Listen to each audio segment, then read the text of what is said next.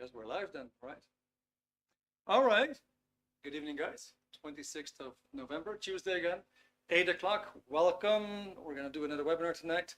This time we're going to talk about emotions, human behavior, and how you can actually predict people's behavior. My name is Erik. I'm going to be presenting the data to you tonight. Welcome, everybody, here on Zoom. We're also on YouTube, we're on Facebook, and we're on Instagram tonight. We have a few people here who have logged in right now on Zoom. I see Andela Mazzar. Welcome. It's great to have you. We got Danielle Monaghan. Fantastic to have you. My friend Dario. That is great. Happy to see you, Dario. Giuseppe Puleo. I assume you're from Italy. It's nice to have you too. Jack. Gosh, what can I say? Jack, you're so loyal, coming every week. It's just fantastic. I hope you're going to get something new tonight, because you probably watched this this topic already in the past, but we tried to, give it a little bit of a new tune. So let's see how you like it. And then we have Karen. Welcome. Onyeka Gemello. That's fantastic, guys. All right. Thank you very much for being here. So my name is Erik. I'm from Holland, then the Netherlands. I came to Ireland about 2.5 years ago. My English may not be perfect. I hope you bear with me. I've been spending a lot of time abroad, though. Been more than 20 years out of my home country. Lived in the Caribbean for a great deal, and Latin America. I have a background in engineering and economics, but I was always very, very curious about self-betterment, and even during my my college period, I would read all kinds of self-help books, and I liked them very, very much. The only point was always that when you actually came to the end of a book, you had this idea like, and now what? What am I going to do? How can I use this in my life? How can I actually put it into practice? So I was looking for something really practical. And of course, if you're an engineer, you look for practical solutions. Being taught the laws of electricity, what kind of components to put, and then you put that stuff together and you get a working unit. So obviously in the field of life itself, it would be kind of great if you had very, very distinct tools. For example, tools to help you communicate better, or tools to help improve your relationships, or perhaps even tools to, let's say, handle your ups and downs in life. And if you want to go a step ahead, maybe if there is a tool to improve your confidence, or to improve your IQ, or to be more competent, that would be very welcome, wouldn't it? Right? So at some point, I had found something that really worked for me, and I'm going to share some of that with you tonight.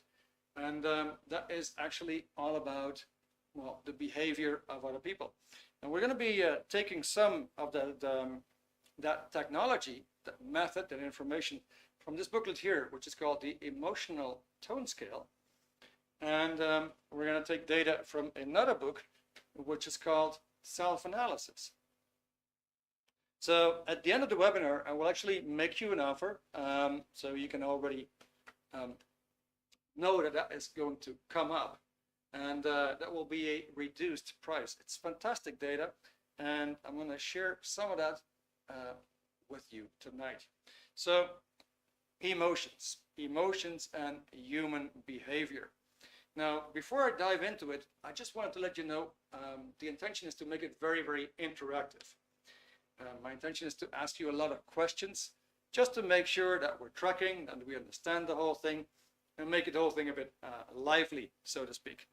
Jack is here again. All right. Thank you for the comment, Jack. Good. So here's the first thing I wanted to show you, and that is the word emotion. And I'm just going to give something on the whiteboard, just for your understanding, the word emotion. And if you look at the word, there's something funny. It also contains the word motion. And we could actually conclude that emotion has a lot to do with motion. You undoubtedly know people who always seem to be aiming for their targets. They're really goal getters. And they see the goals rather than the barriers. They look at what they want to achieve rather than the obstacles that they're going to run into. And so these people, they move with a certain pace. And these people in general, they accomplish quite a bit. Now, of course, you also have people who seem to be stopping all kinds of motion. They don't tolerate motion very much. They get a bit upset with motion, and they're trying to stop it.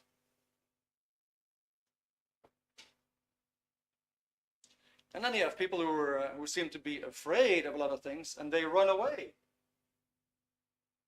from things that they perceive as threatening. So here you see emotion has got a lot to do with motion itself. Now, the next thing is, how does that relate to human behavior, and how can you actually predict it?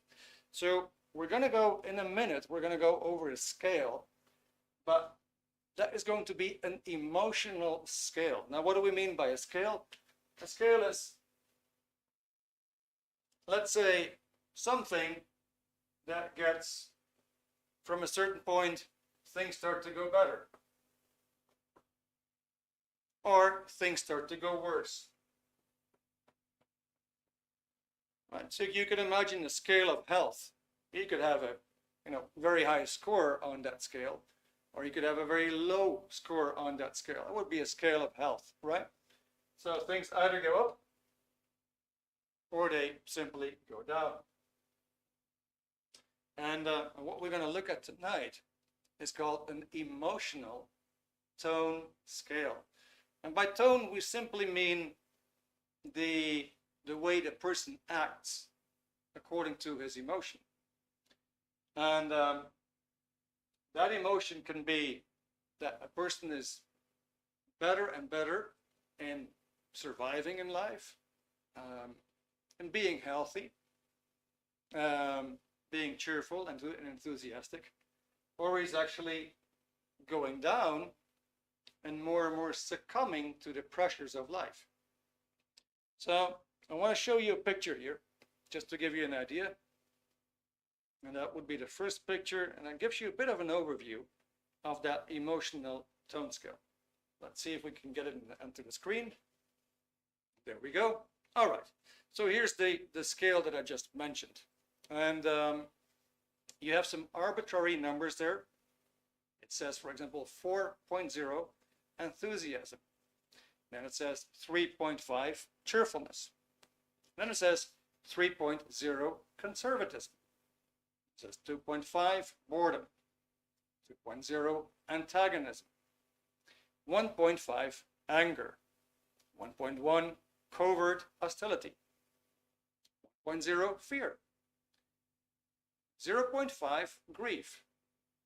0.05 apathy.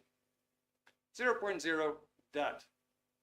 So what this shows you is that the more that emotion goes up towards 4.0, the livelier the person is, the more vitality he has, the more energy he has, the more positive the outlook on life he will have. The moment that the emotional tone drops and the person is going down toward death, right? The person is more and more succumbing.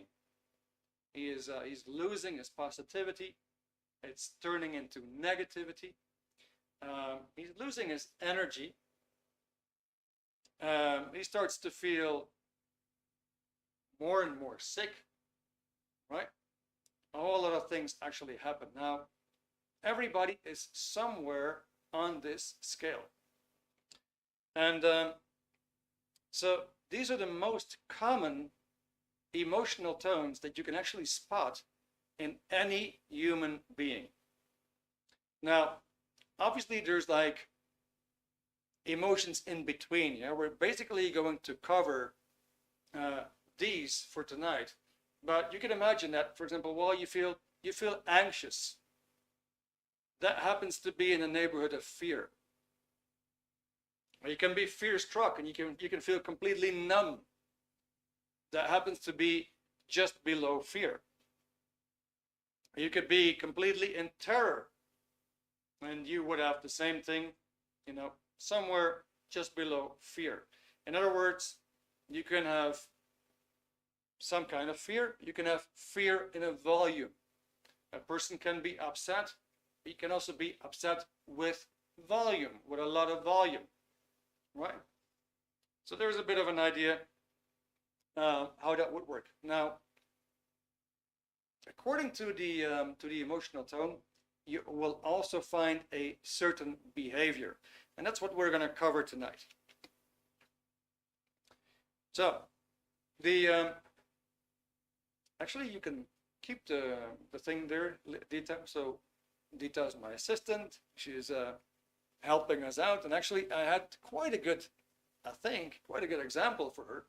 So, for example, I'm just going to read something here for you. Yeah, enthusiasm.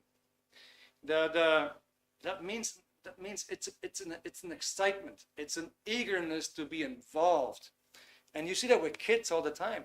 Kids, they go like, "Hey Johnny, you want to play football?" Yeah, and everybody wants to go for it. They want to be involved. They have that cheerfulness, that excitement, the eagerness to join in.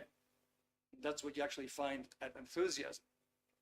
Now, if you take it a little step lower and you go to cheerfulness, and imagine that you're very happy with whatever you're doing that you're doing. Let's say you're very happy doing your job.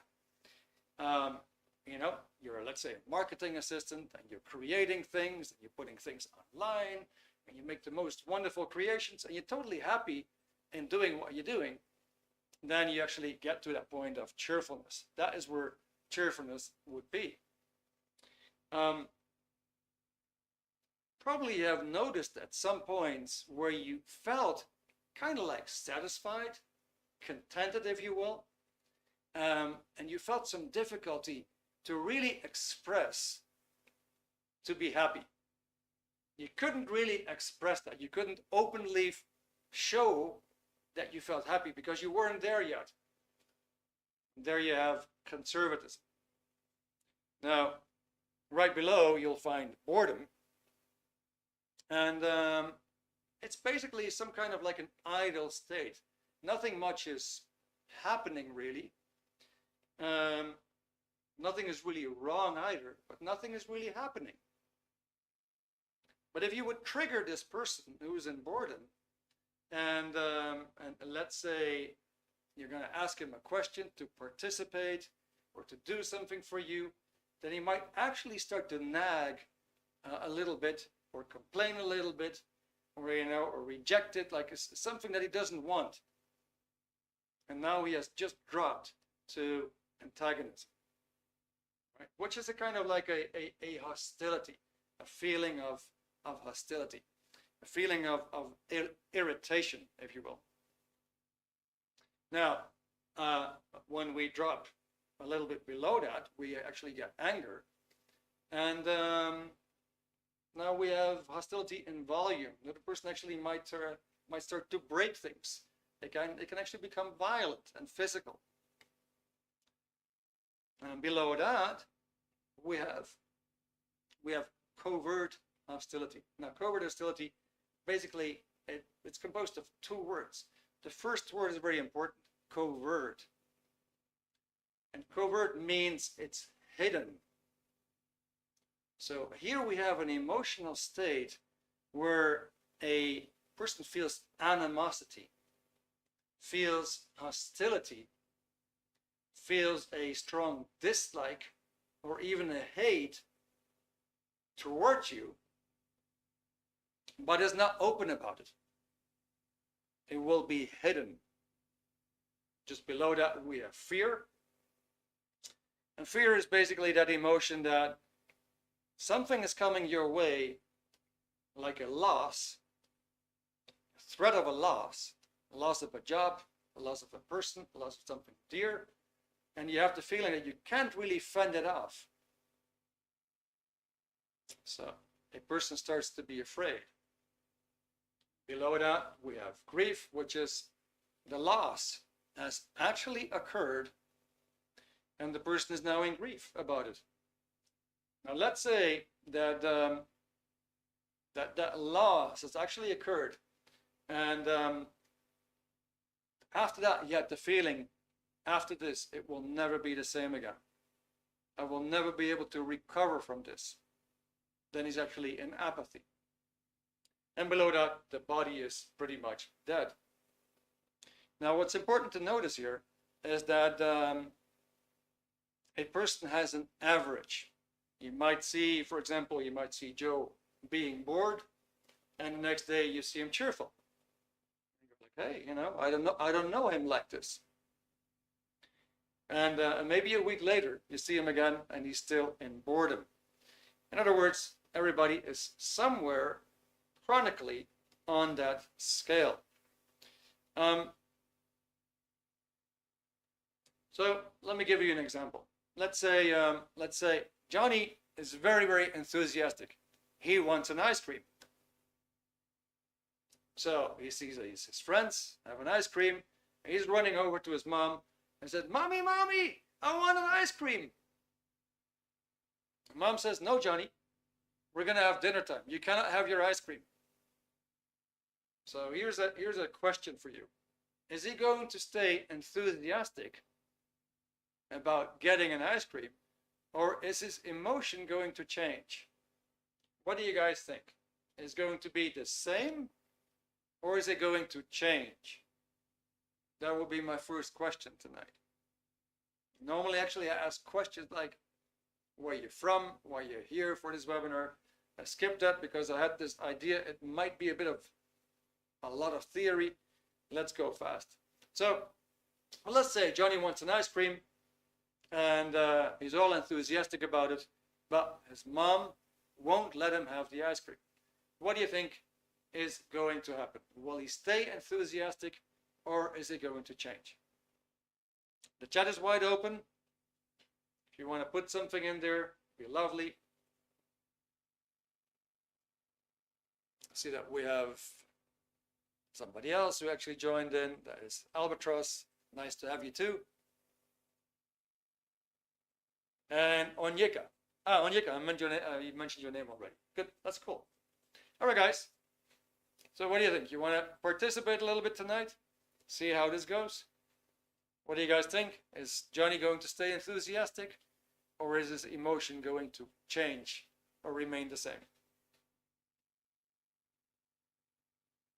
All right. Okay, we have a respondent from Instagram. Fantastic. It's going to change. Good. So let's see how this could work, right? Let's see how it could work. Johnny wants an ice cream. He's very enthusiastic. He said, "Mommy, Mommy, I want an ice cream." And his mom says, "No, you can't have an ice cream. We're going to have dinner." And maybe he's going to stamp his feet. He said, "But I want an ice cream." He's angry about it because his friend had an ice cream, and why shouldn't he have an ice cream? Right? So now he's upset, he's antagonistic, or he's angry. And of course, his mom is going to respond in a similar way. And he said, "Listen, young man, I just told you, we're going to have dinner." So now what? He might actually drop to grief. It dawns on him that he's not going to get this ice cream. So you can see that a person can actually drop in tone, in an emotional tone, from enthusiasm to grief in just almost a split second. So I have another question for you, and this is picture 2 for you, Dita. If a person is angry, what can you actually expect about his behavior?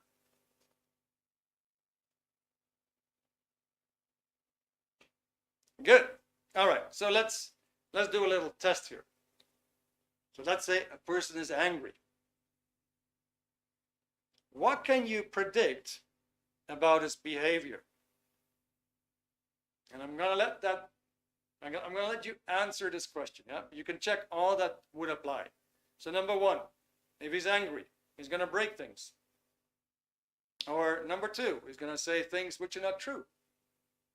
Or number 3, he will agree with you and do what you want.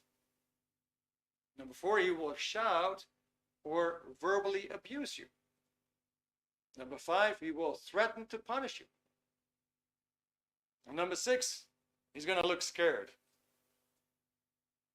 All right, so what do you guys think? What can you predict about a person who is angry? Maybe you've seen that with your parents, maybe you've seen that with your partner, maybe you've seen that, with people who are angry. You've probably seen certain things from a person who is angry. What does that person do? Is he breaking things? Is he going to say things which are not true? Is he going to agree with you and do what you want? Is he going to shout, verbally abuse you? Is he going to threaten to punish you? Is he going to look scared? Okay. All right. So, Onyeka, thank you for your answer. All right. And then Taisa. Taisa is at 1, 2, and 4. All right. It's very good. Okay, good. So, I'm going to read you the answer. He is going to break things. You can expect an angry person, a really upset person, that is going to break things. You've probably seen that when people are angry, they do not speak the truth. You may have seen that in your father and your mother, or in somebody who's accusing you, and you go like, where does that come from, right? We're talking about this subject, and all of a sudden, you're going to throw in that subject that has nothing to do with what we have to dispute about. He's going to say things which are not true. Number 3, he's definitely not going to agree with you. So anger is pretty much here. A person actually stops whatever comes his way. He will definitely try to stop you in your tracks, and he will not agree with you. Number 4, most likely, he's going to shout or verbally abuse you, accuse you of things. And he will also threaten, which is kind of like, do as I say, or else. There's going to be consequences. I'm going to leave you. Or I'm going to do this or that, the other thing. You get the idea, right? Okay, good. So we have number 1, number 2, number 4, and number 5. All right, so let's do another one. Let's do what you can predict from a person who is in fear. What can you predict from a person who is in fear? So here we have 4 choices. So if a person is in the emotion of fear, which one of the following can you expect him to do? Number 1, he doesn't make a direct attack on anything or anybody. Number 2, he wants to hide all the time. Number 3, he will not be openly happy about what you talk about. And number 4, he will be very happy about what you say and shake your hand. All right, guys, what do you think you can expect from a person who is in this fear band? And that would be anxiety as well. That would be in that band as well. The person feels really numb. Let's say you have this anxiety stomach, whatever is going on, very stressed. Then that's kind of like, that resembles fear, yeah? Okay, so what do you guys think? What is any person in fear? What can you expect of that person to do? Don't be afraid with your answers. It's a webinar, it's wide open. Okay, Tiaza. All right, he wants to hide all the time. Well, actually, hiding is a bit lower even than fear. What you see in fear is that the person doesn't confront you directly. He doesn't confront you directly. And we're going to go into that a little bit more specific. But he doesn't make a direct attack on anything or anybody. From a person who is angry, from a person who is hostile, who has irritation, who's nagging, that person will do a direct attack on anybody, on anything, but not so in fear. Okay? All right, now, have you, in the meantime that we've just been covering here, this tone scale of emotions, have you actually spotted somebody? And have you actually, was there actually some kind of an emotion there that made you think like, hey, you know, that's my father, or hey, that's my mom, or hey, that's me, or that's my partner, or that's my friend? Have you actually seen somebody that that is somewhere on that scale?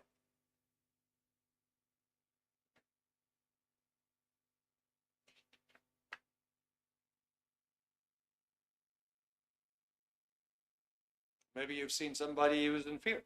Maybe you know somebody who was angry quite often.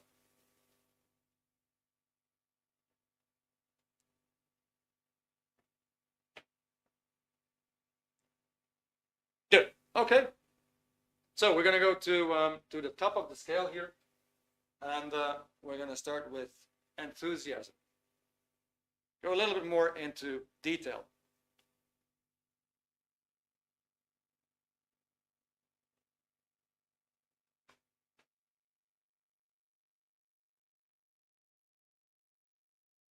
Find the one detail. Yes. Okay, that's fantastic.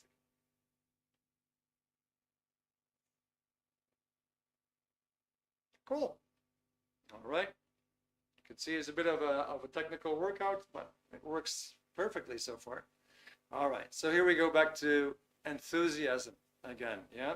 Remember, enthusiasm was pretty much at the top of the scale. And so what do we read? We say at 4.0, the individual is enthusiastic, happy, and vital. And by vital, of course, we mean this person has a lot of energy. That's life energy, right? He's very enthusiastic, he's happy, he's vital. This is somebody who's actually achieving his goals. At this level, the individual experiences love, strong and outgoing. He experiences friendliness. You might actually know such a person who is just very happy to see you. And you can feel the good vibes, right? So this high level of the scale contains the ability of communicating completely, and the person doesn't have to withhold anything. So let's say if you would be in enthusiasm and you're really in good spirits, let's say you're overslept and you go, gosh, I'm going to be so late at work today.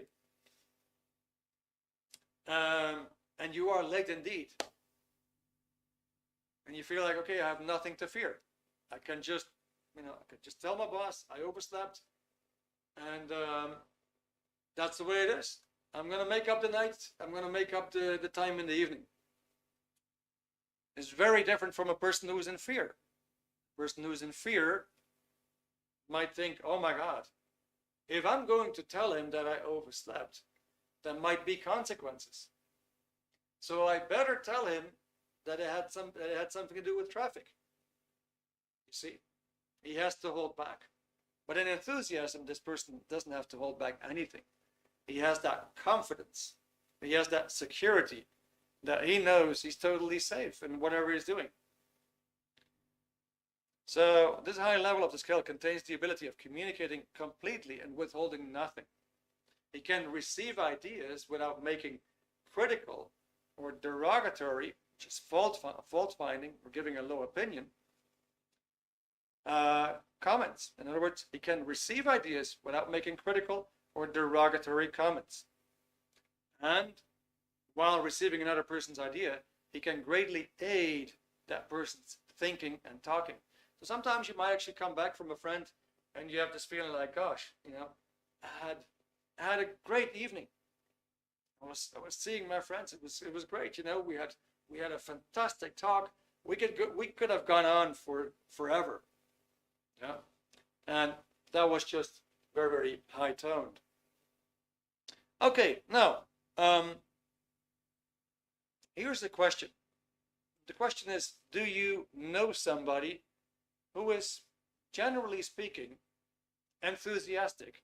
Just think about anybody, a coworker, a boss, a friend, a family member.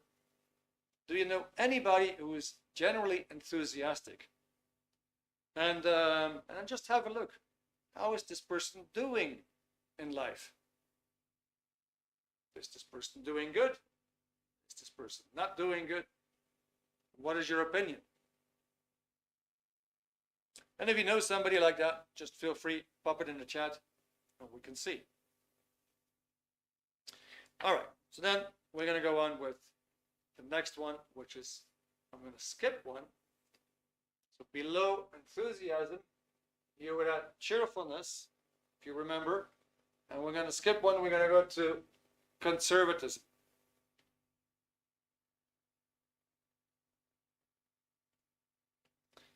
So conservatism, the word is very, very simple, very, very similar to conserve, right? To maintain, to keep it the way it is. And that is very much what you see in conservatism. Now, a lot of company owners are actually in that mood. They know that life out there, business life, can be quite a challenge. So they're not going to take too much risk. They're going to go just take one step at a time and be conservatistic about it. So at 3.0, conservatism, the speech of an individual becomes casual and reserved. Here's the level of small talk, for example, about the weather. At this level, the individual has a resistance towards ideas which are too big or too huge. Yeah. So, for example, let's say you have parents who are in conservatism, they're in that band of emotion, and you want to go completely wild, and you say, Mom, Dad, I think I'm going to start my own business. And you're all happy about it. And they might say, but do you know that actually it takes a lot of hours? I read a recent study that say that most of the beginners, they fail in the first 5 years and they end up with bankruptcy. And meantime, they have been putting in 70, 80 hours a week. So they take it like,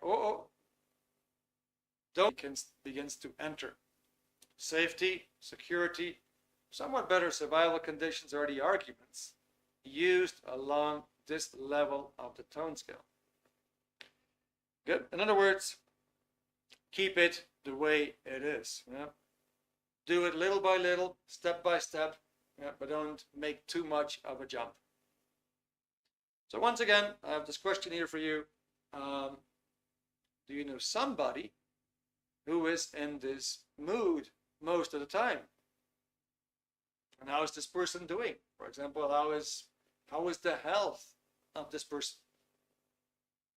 How are the finances of this person? How is this person doing job-wise? Does this person have a lot of friends? Right? Is this person trusted? Do you normally trust this person? You probably have a bit of an idea there, right? Good. So we're going to go to the next one just below, and we get boredom. There we have boredom. At boredom, you get the eyes wandering around.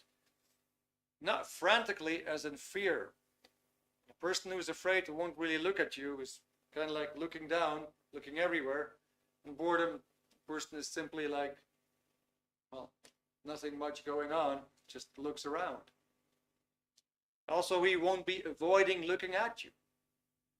He'll include you among the things that he looks at. Here we have a let's not argue about it attitude.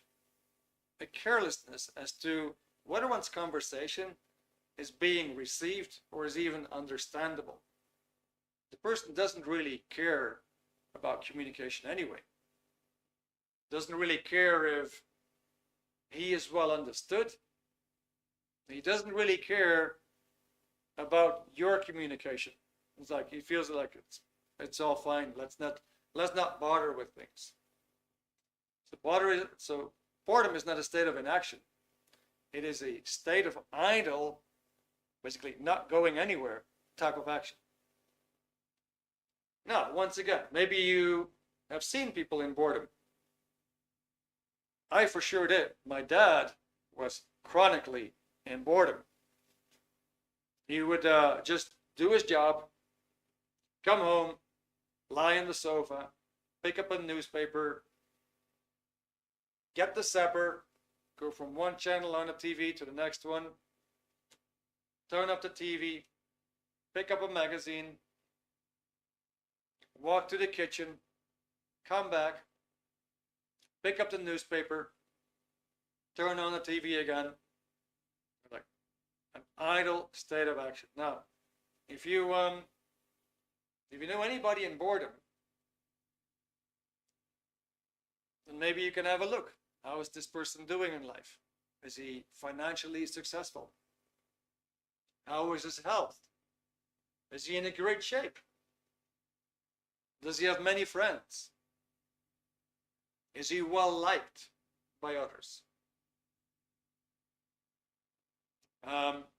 Yeah, things like that. How is he doing? All right. Okay, guys. So just a question in between. Please use the chat. Are you tracking so far? Are you tracking? Is this does this make a little bit of sense to you?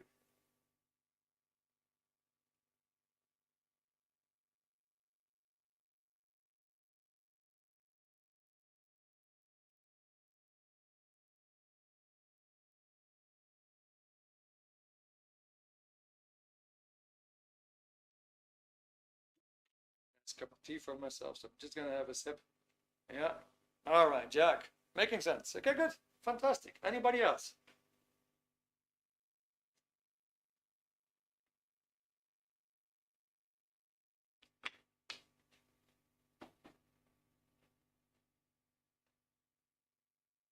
All right. Awesome. Okay, guys. Good. All right. Let's continue then. We're going to go to antagonism.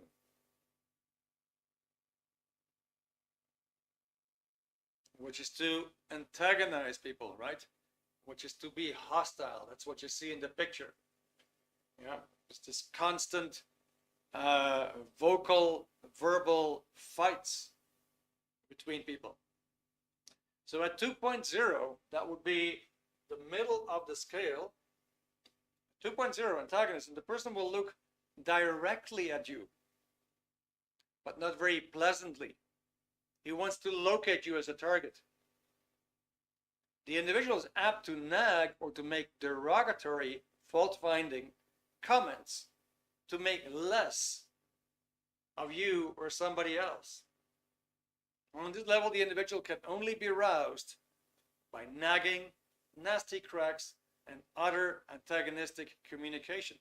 So, for example, if you have anybody in the team who's antagonistic, and he's kind of quiet, and you want to bring some life in the fellow, you just make a comment like, "Gosh, it looks like a goddamn cesspool in here," and that will just instantly put him to life, and he will add to that and start complaining. So he's got this feeling of annoyance and irritation caused by the advances of other people toward him.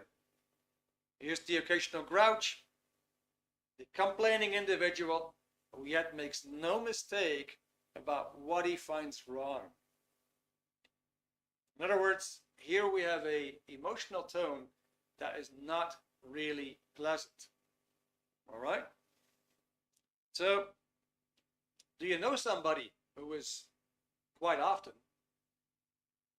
in this mood of irritability, nagging, complaining, moaning? Nothing is ever good. And at the least is that you give the person, he starts to complain again. He's always criticizing. Now, if you know such a person, then just have a look. And how is his health? How is this person doing physically? Does this person have many friends? How is this person doing at work? Is he or she successful? How are the finances of this person? How are the possessions, the belongings of this person? Is it in a good shape? Is it in a so-so shape? Is it neglected? How is it? Good. We're going to continue, and we're going to skip one again. And we're going to go to covert hostility. All right, there we go. So here we got this guy who's got a blade, who's got a knife behind his back. Right? He is he's hostile towards you. He's got hostile feelings. He doesn't like, for example, that you are successful. He doesn't like that, but he won't tell you. Or he doesn't like your ambitions, or positive ideas, or things that you want to accomplish in life. He will see you as a threat, but he will never openly tell you. In other words, it's hidden. So, 1-1, covert hostility, we have lying. It takes the form of pretended agreement, flattery, or verbal appeasement, telling people what they want to hear, or simply a false picture of the person's feelings and ideas. Here's the level of covert hostility, the most dangerous and wicked level on the emotional tone scale. The conversation of this level is filled with small barbs, sarcastic or cutting remarks, which are immediately afterwards justified as intended compliments. A 1-1 can be accurately spotted by his conversation, since he seeks to upset those around him by his conversation, to destroy them without their ever being aware of his purpose. Here we have the painstaking efforts to better people by showing them their faults. Now, I'm very curious if you have seen this on TV, if you have seen this, for example, with people of name, decision makers, if you have seen this, for example, in TV shows, in soap series. Have you seen these? Have you seen that emotional tone? Maybe you want to put something in the chat, like if you recognize it. Maybe you can just say yes. Have you recognized this? This covertness. And you might have been very unlucky to have been with a partner who was actually in this emotional tone. And I can tell you, actually, in my case, before I actually found out about this knowledge, I was unlucky enough to actually kind of like befriend such a person. I was living in Amsterdam at the time. I'm talking way back in the 90s. And I had a very nice apartment. And a friend of mine and myself, we were renting the apartment. It was almost in the center of the city. It was just fantastic. But that friend of mine that moved out, and he went to live with his girlfriend. So now I had this massive apartment there, with a nice big living room, 3 bedrooms, and I was in the military service at the time. I was like not home, so I felt like, gosh, I should actually have somebody in the house who was just renting a room with me. And I happened to have met a person earlier on that I thought was trustworthy. So I invited the person over to come and have a look at the house. I know she was looking for a place, and then we settled on a price, and so we took it from there. So as I went to the military service for about 1 year, at some point she said, you know what, you guys do drills, right? You do exercises, and you sometimes have to go to foreign countries, and you sometimes are in the mud, and you're in the rain, and you're in all these different kind of circumstances. Aren't you afraid to lose your wallet? And I go like, well, what are you aiming at? And she says, well, you know what? No, it's just a thought that I had, but I was thinking like, wouldn't it be safer for you to leave your ID card and your bank cards and these kind of things at home? But just in case, if you lose your wallet, you're not going to lose all your cards. And I said, oh, well, actually, that makes some sense. I could actually bring cash with me. And then, my cards are safe. Actually, yeah, it feels like a very friendly advice. So at some point, I was late. And I said, gosh, oh, damn, I'm going to be so late. I need money, but I don't have time. Can you borrow me something? And she said, well, you know what? The ATM is nearby. If you want to take your shower, I can run to the ATM for you. Just give me your bank card. And, what's the PIN? It's fine. Give me your bank card, PIN. I'll bring the money for you. So I was completely trusting this person with my PIN card, with my bank card and my PIN number. So needless to say, that person started to steal money from me.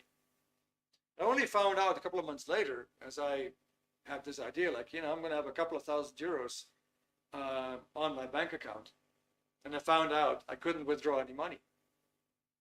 It was gone.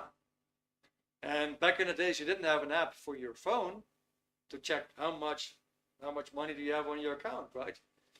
And I had all that trust, like, it's all fine. I'm basically earning more than I'm spending, so it should be fine anyway. So never really cared to look back then.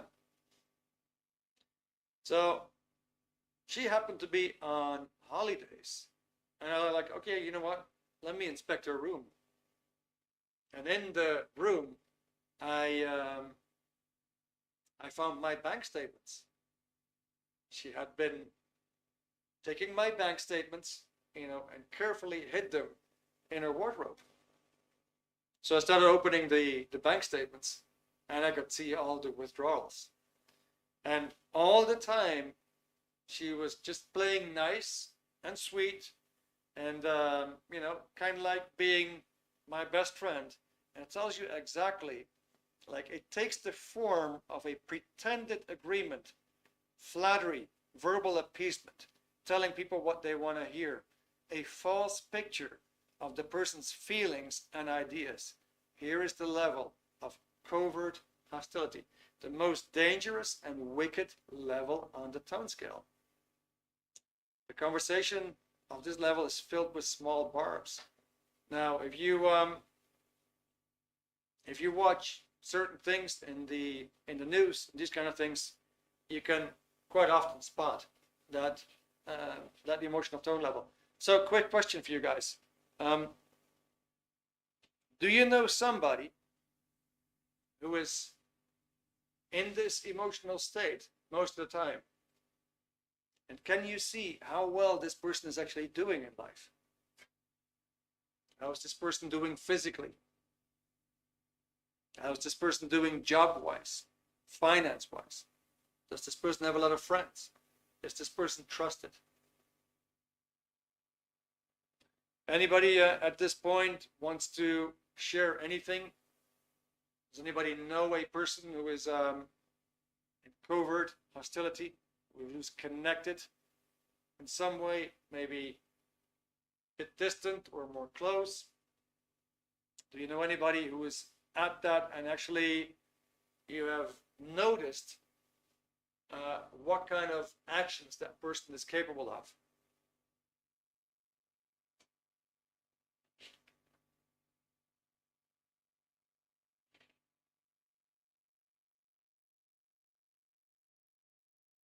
All right, good. So we're going to go on to the next one, which is fear.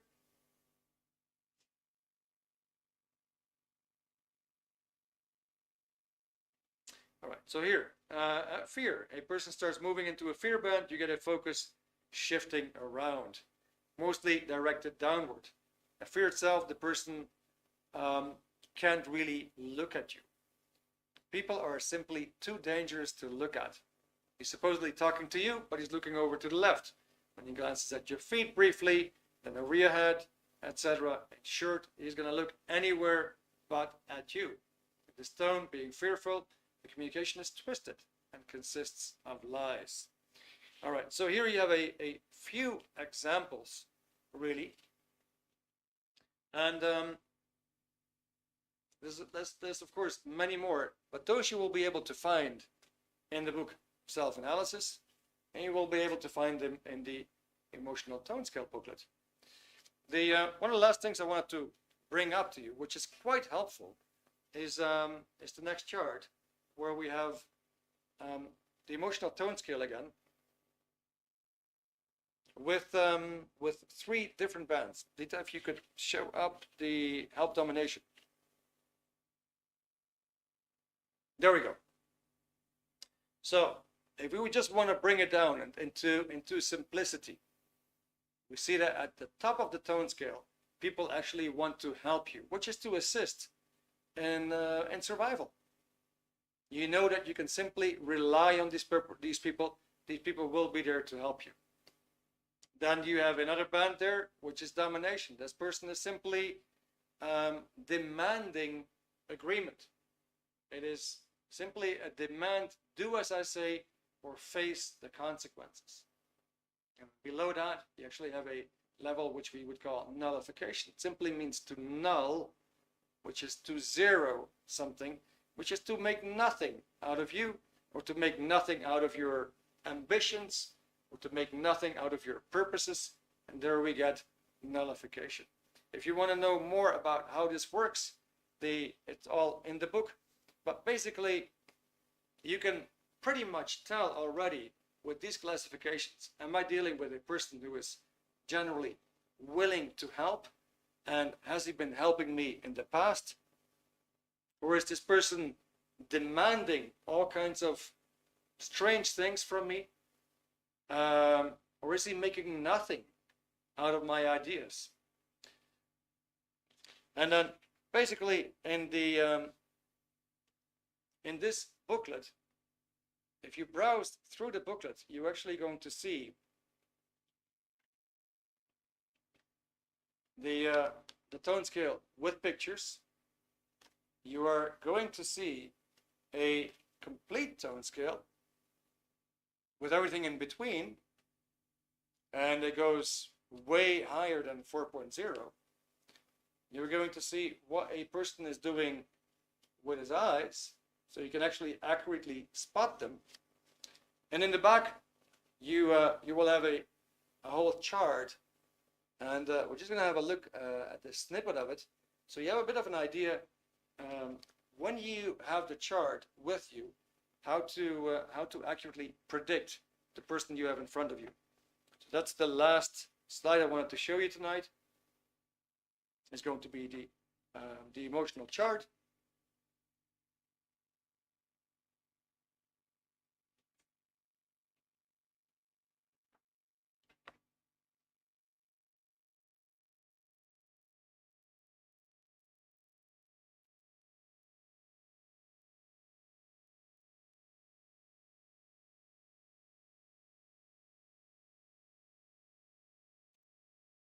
we go.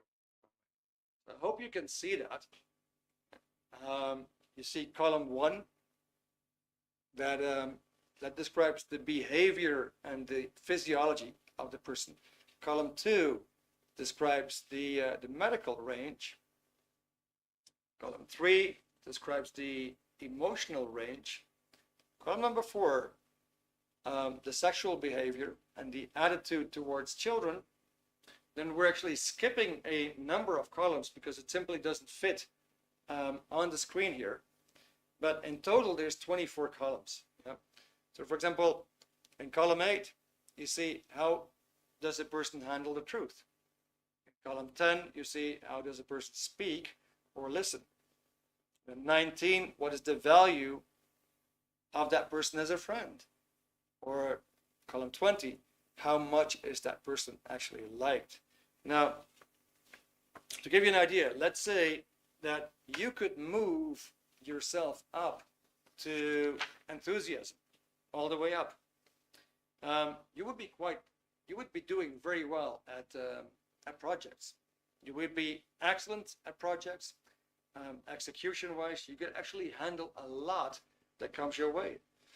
If you look at column number 2, you would be quite immune to diseases and viruses because you're pretty much stress-free. Yeah.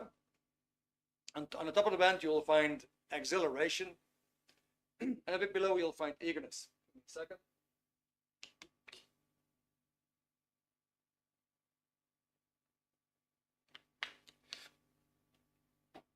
Then on top of the band, you have a very high concept of truth. The value as a friend is excellent, and the person is actually loved by many.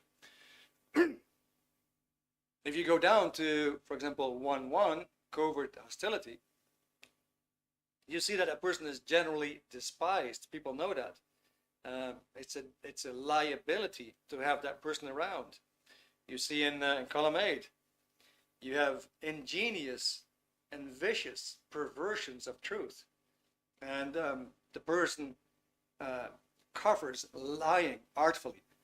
I got something in my throat, guys. So what's the name of the game tonight? The name of the game is that we're all of us anywhere on that scale, and we can move up. And that's where this book actually comes in. How do you move yourself up? Now, you may have noticed that sometimes you feel fear, you feel anxiety, and you don't want to be there. You want to move up. So what this book will do for you, it contains processes that you can do for yourself to remember positive things, and it helps you to do that will actually allow you to move up. Now, what we're going to do is do a quick link in the chat, because you'll get to see the offer of tonight. And I'm going to handle my throat quickly.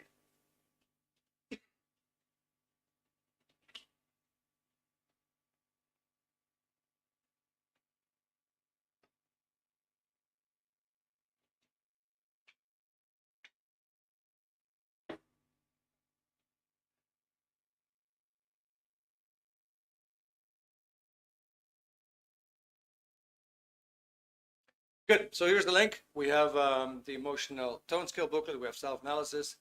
It's a tool that will help you to move up on the tone scale. It has tests to find out where you are yourself on that scale.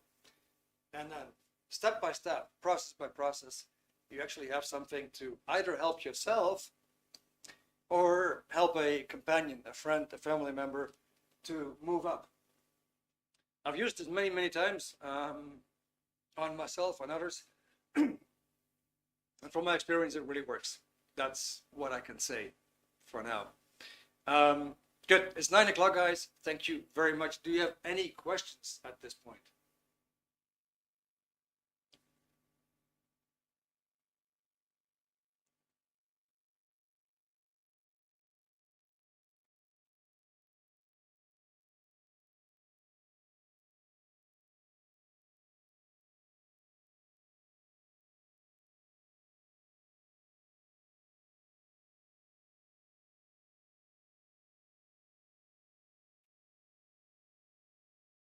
All right, cool.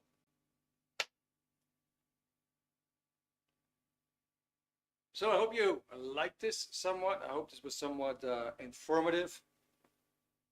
It's quite spectacular to know these tone levels and also to be able to spot them around you, especially if you have the guide and you can actually refer to it time and time and time again. It becomes so obvious where people are, and it becomes so obvious how they behave. And for you, it's tremendous comfort to know, can I trust this person or not? Do I want to associate with this person or not? And likewise, of course, if you want to move up yourself, if you have any desire of self-betterment, doing better in life, getting more out of life, regain your vitality, increase your potential, then this is absolutely fabulous reading. What I gave to you tonight is, like I said, is both from the book and from that book. It's just that, of course, I couldn't share the processes with you. But once you start out, you'll start a whole new adventure. Anyway, guys, it's been past 9. It's been lovely having you. I hope you enjoyed it. Next week, there's another webinar again. And then on the Wednesdays, next week, we're going to start a whole new series, which is called The Mind Explained, where we're going to go into why are you lower on that tone scale anyway? What makes that happen? What is the cause of it? Good. Guys, thank you very much. I hope you have a great rest of your evening. And I hope to see you again soon. Bye for now.